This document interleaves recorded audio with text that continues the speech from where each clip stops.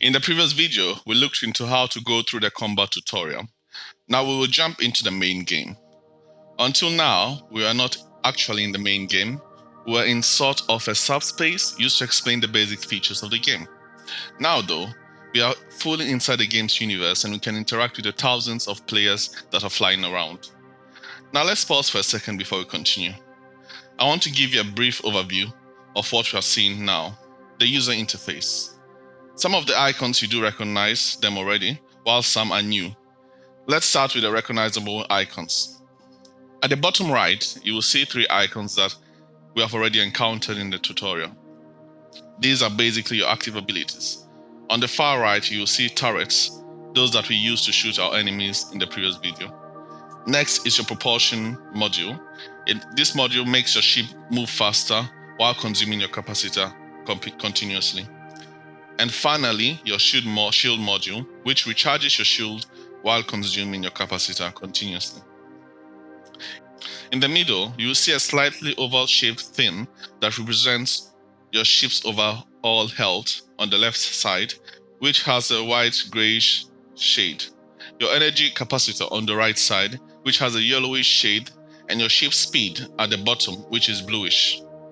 On the bottom left side of the screen, you will find your social menu, where you can chat, see a list of users who are in the same space or location as you, your notification box, and etc.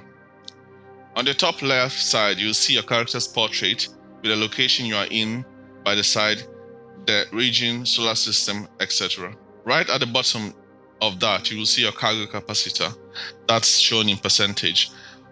That is how much your ship is actually carrying right now or can carry.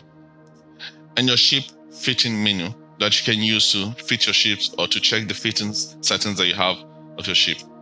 Tapping around this section will open the main menu for you, where you can find the other hidden elements of the user interface, like the skill tree, your wallet, your mailbox, etc. In the middle of your screen, you will see your ship. On the right-hand side, you will see an eye-shaped icon. When you tap on it, it will open an overview of all the interactable objects in the space you are in at the moment. Perfect. Now that we have a general idea of what we are looking at, let's move on with the video. A message will pop up on the left side asking if you want to begin pilot training course. And according to the message, it will give you rich rewards. So let's go ahead with it. The tutorial will teach you how to move the camera, zoom in and zoom out. But one key thing is that it teaches you how to dock on stations as well. What is a station? A station is basically a structure that provides you with different services like mission boards, oil processing facilities, trade markets, etc. See it as a town center. In the station, we are safe from any harm. Absolutely nothing can shoot us or destroy us, so as far as we are in the station. See it as a town center. In the station, we are safe from any harm. Absolutely nothing can shoot us or destroy us. So as far as we're in the station, we can 100% be sure that we are safe. As soon as you dock, the tutorial will ask you to open your skill menu and learn a skill. Now, what are skills? In EvE Echoes, you get better at doing something by learning and training skills. To learn skills, one must select the skill they want and leave it to automatically train. You will be shown how long your skill will take to complete its training.